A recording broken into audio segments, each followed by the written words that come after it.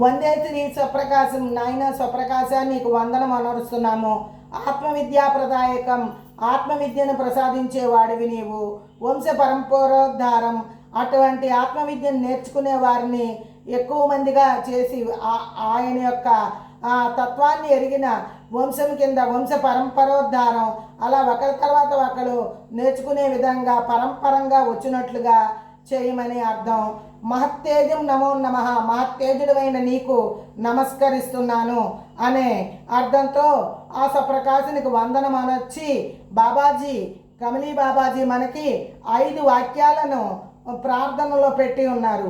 ఆ వాక్య వివరణ బాబాజీ మనకి దైవ కరుణ అనే దైవప్రసాదికనందు దైవ కరుణ హెడ్డింగ్లో 450వ పేజీలో బాబాజీ ఇచ్చారు.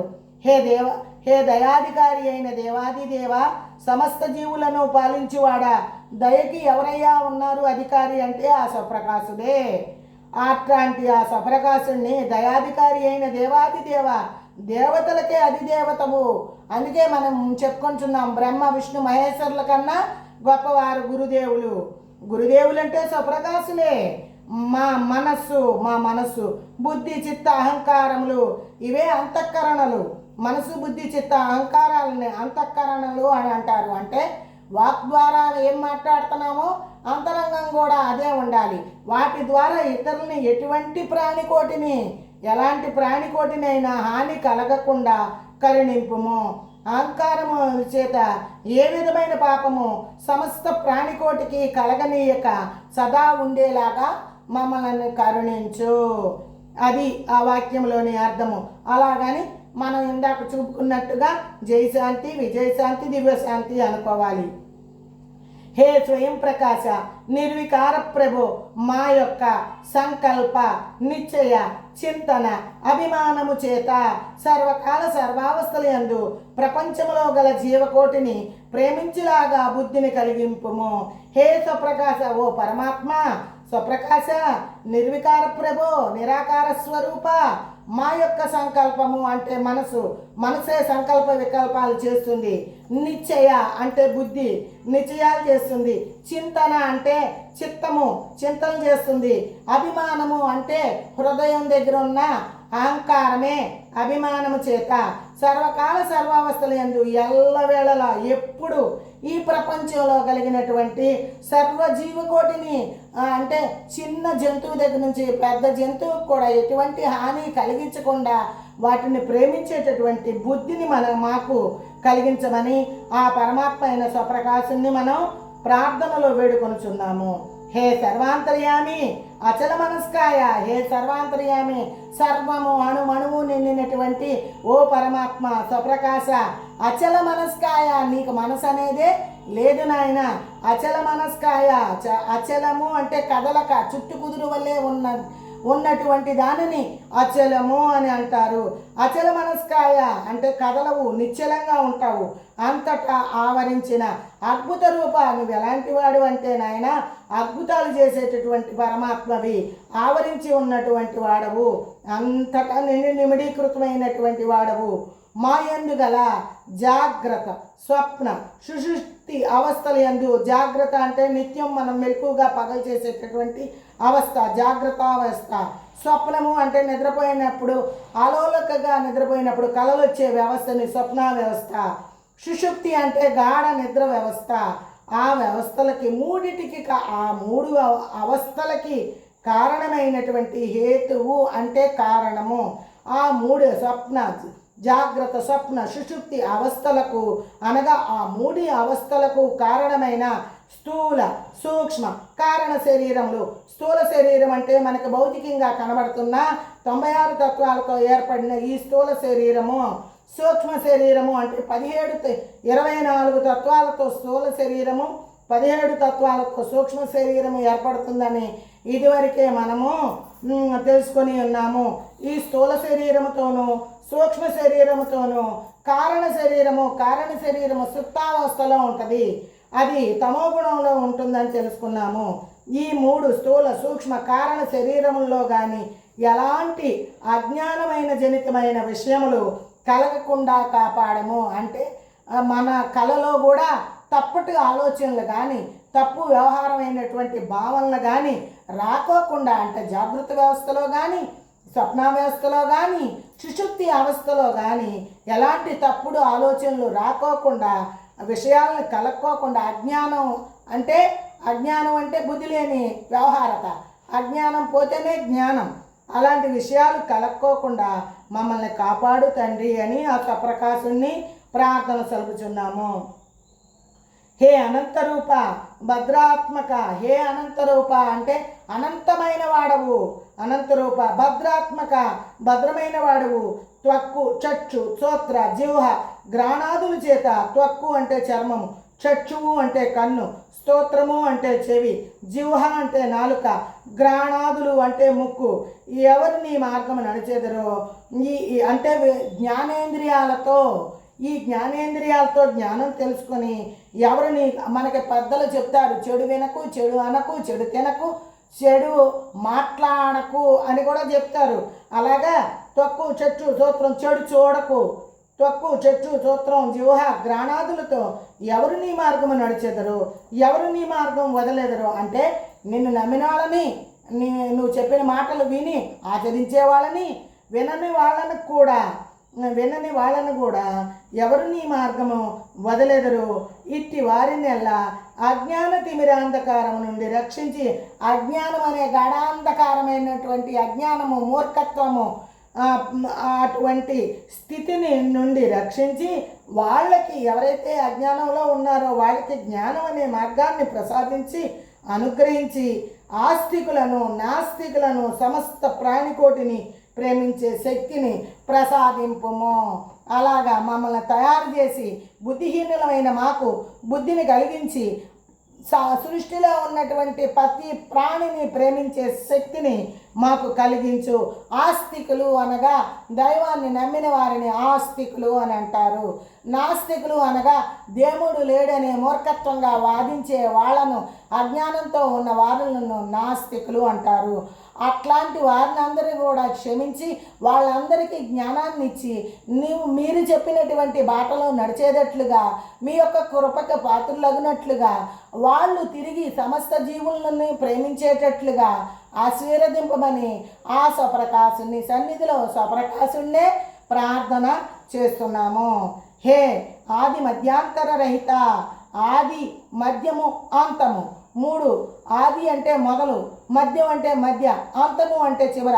ఆయనకి మొదలు లేదు, మధ్య లేదు, చివర లేదు. అంటే పుట్టుక గిట్టుట లేనటువంటి, రహితము పుట్టుగిట్టుట లేనటువంటి పూర్ణస్వరూప పరిపూర్ణమైనటువంటి ఓ స్వప్రకాశ, భక్త కోటిపై ఎవరైతే నిన్ను పరిపూర్ణంగా విశ్వసించి ఉన్నారో వాళ్ళపై అజ్ఞానులు, మూర్ఖులు, అజ్ఞానము అంటే మూర్ఖత్వము, జ్ఞానం తెలియకోకుండా ఉండడమే మూర్ఖత్వము, శబ్ద స్పర్శ రూప రసగంధాదుల చేత నెట్టి నిందాది అపకారములు చేసినను, శబ్ద స్పర్శ రూప రసగంధములు అనగా తన్మాత్రలు అని అంటారు.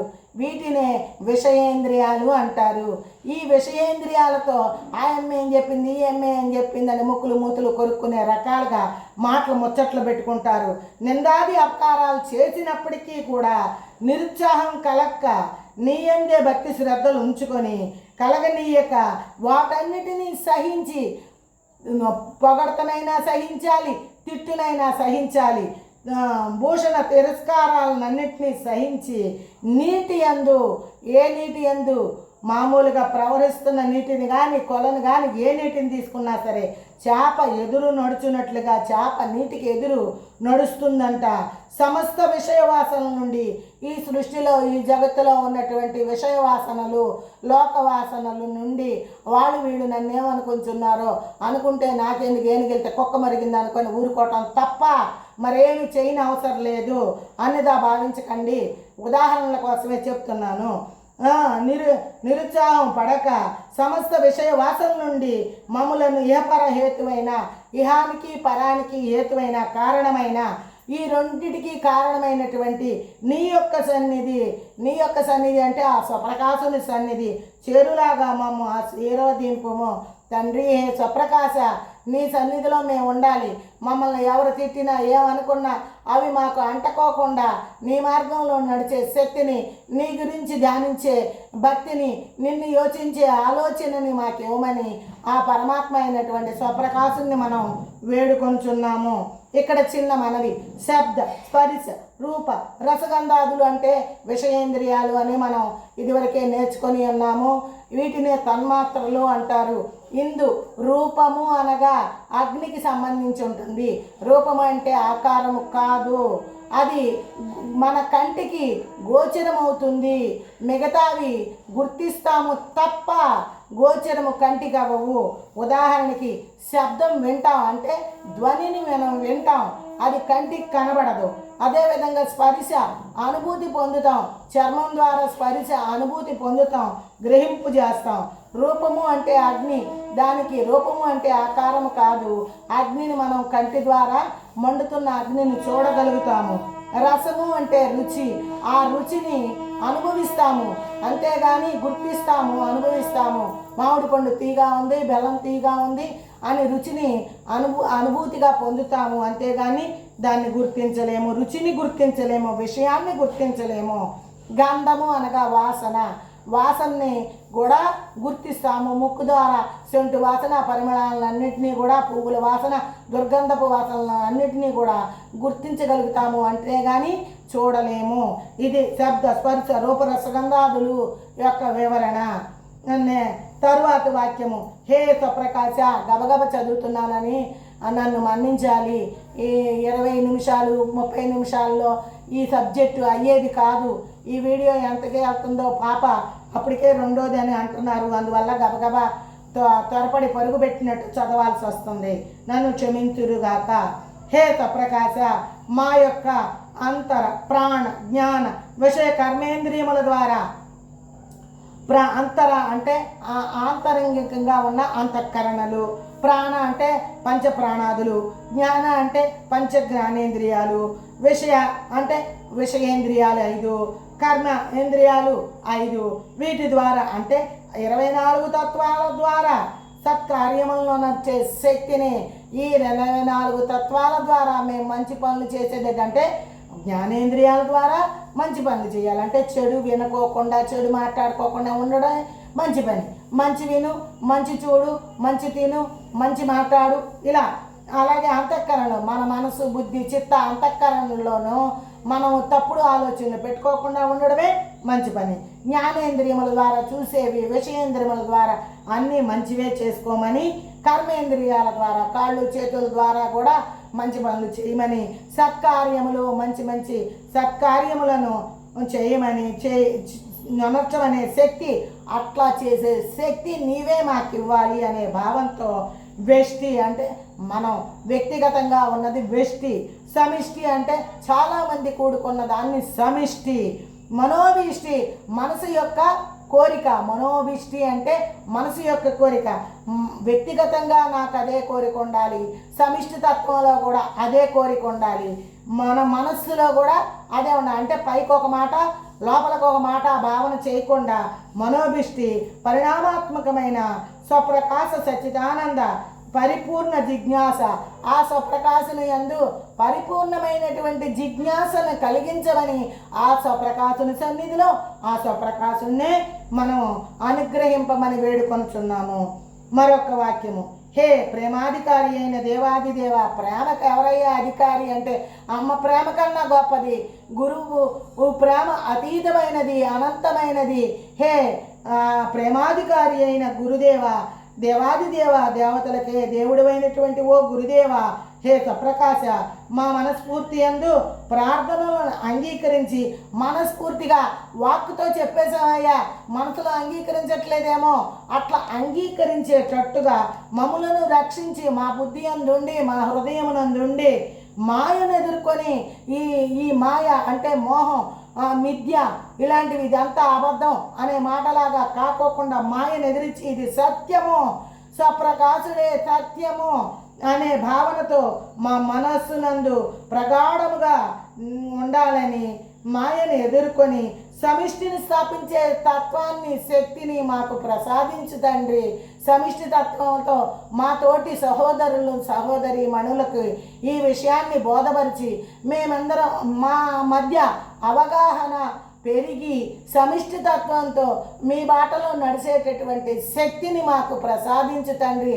ఆ శక్తి ఇచ్చే దాతవి కూడా నీవే అని స్వప్రకాశ ఏకాత్మమయం స్వప్రకాశే సర్వము నిండి నిమిడీకృతమైంది. ఏకాత్మమయమై ఉన్నది, మయమై ఉంది.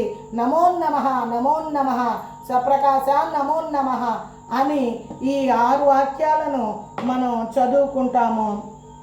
ఈ 5 వాక్యాలను తర్వాత శాంతి మంత్రాన్ని మనం చదువుకునేటప్పుడు వర్ణన, ఈరోజు మరి ఎక్కువ సమయం అవుతుందేమో, శాంతి మంత్రమే చదివి వర్ణన తదుపరి క్లాసులో ముచ్చటించుకోవచ్చు. శాంతి మంత్రం మీ అందరికీ తెలిసిందే. అది భగవన్మతిలోను మహద్గురుమాలలోను ఎక్కడైనాను మనకు ప్రార్థన తర్వాత శాంతి మంత్రము, హే సర్వ జగదిష్టానమైన ఓ శాంతి నిలయ, శాంతికి నిలయనటువంటి ఓ పరమాత్మ స్వప్రకాశ, మిమ్మలను ఏమనుతున్నారు హైందవులు? ఓంకారం అని పిలుస్తున్నారయ్యా. సిక్కులు ఏకంకాయ అని పిలుస్తున్నారు. క్రైస్తవులు మిమ్మలను యెహోవా అని పిలుస్తున్నారు. మహమ్మదీయులు అల్లా అని పిలుస్తున్నారు. ఇట్లే సర్వ మతముల వారిచే అనేక రకాల మతాలు మన భారతదేశంలో ఉన్నాయి. ఏకత్వంలో భిన్నత్వం, భిన్నత్వంలో ఏకత్వమైన మన భారతదేశం ఆధ్యాత్మిక అగ్రగణ్య దేశంగా పేరు పొందిన దేశము. మన దేశమునందే ఋషులు, మునులు, యోగులు, రాజఋషులు ఎంతోమంది ఉన్నారు. అందరికన్నా మిన్నయైన మన గురుదేవుడు మనందరికీ లభించటం మన యొక్క పురాజన్మ సుకృతం. ఆయనకి మనం అందరము వేల వేల కృతజ్ఞలు సమర్పిస్తూ ఆ కమలీ బాబాజీ చెప్పిన బాటలో మనం నడిచి స్వప్రకాశ తత్వాన్ని, అనుభూతిని పొందుదామన్నదే నా కోరిక. అట్టి స్వప్రకాశ మాకు సద్గుణ సంపత్తిని కలిగించి మాలో శాంతియుతమైన భావాలని మాలో మేమే కలిగించుకోకుండా శాంతియుతంగా సమస్యలు ఏమన్నా చిన్న పెద్ద ఉన్నా అవి చక్కగా చర్చించుకొని ప్రేరేపించుకొని సంఘమునందు సమైక్య దీప్తిని పెంచుకొని మమ్మలను ఉద్ధరించమని స్వప్రకాశుని ఏకాత్మ రూపముగా గ్రహించమని మరియు మాకు విజ్ఞానంతో కూడిన సర్వసుఖాలను మాకు ప్రసాదించమని ఆ శాంతి ఫలిత మంత్రాన్ని మనం చదువుకుంటాము. చదువుకున్న తర్వాత అక్కడక్కడ మాటలు కొన్ని వదిలాను. చదువుకున్న తర్వాత స్వప్రకాశ శరణం గచ్చామి. స్వప్రకాశ నీవు తప్ప శరణం మాకు ఇచ్చేవాళ్ళు ఎవరు లేరు ఆయన. అన్యదా శరణం నాస్తి, మాకు ఇతరులు ఎవరు మాకు శరణం ఇవ్వరు. నాస్తి ఇచ్చినా అది కుదరదు. త్వమేవ శరణం మమ, నీవే మాకు శరణం, మాకు శరణ అభయ వరదానం నీవే మాకు ఇవ్వాలి. సమిష్టిర్ మమ, మేమందరం సమిష్టిగా అడుగుతున్నాము నాయన. భవామహ, మా మనస్సునందు భావమునందు నీవే మాకు శరణాగతి, నిన్ను తప్ప మేము ఎవరిని వేడలేము. మమ దివ్య రూపం, మాకున్నటువంటి దివ్య రూపం నీదే నాయన అని శాంతి మంత్రాన్ని శాంతిర్మమ శాశ్వతంగా ఉండునట్టుగా, శాంతియుతంగా ఉండునట్టుగా, మాకు దివ్య జీవనాన్ని ప్రసాదించినట్టుగా, సమిష్టిర్భవతు, మేమందరము సమిష్టిగా ఉండునట్లుగా దీవించమని ఆ స్వప్రకాశుని మనం వేడుకొంచున్నాము. జై గురుదేవ. ఓం జై శాంతి, విజయ శాంతి, దివ్య శాంతి.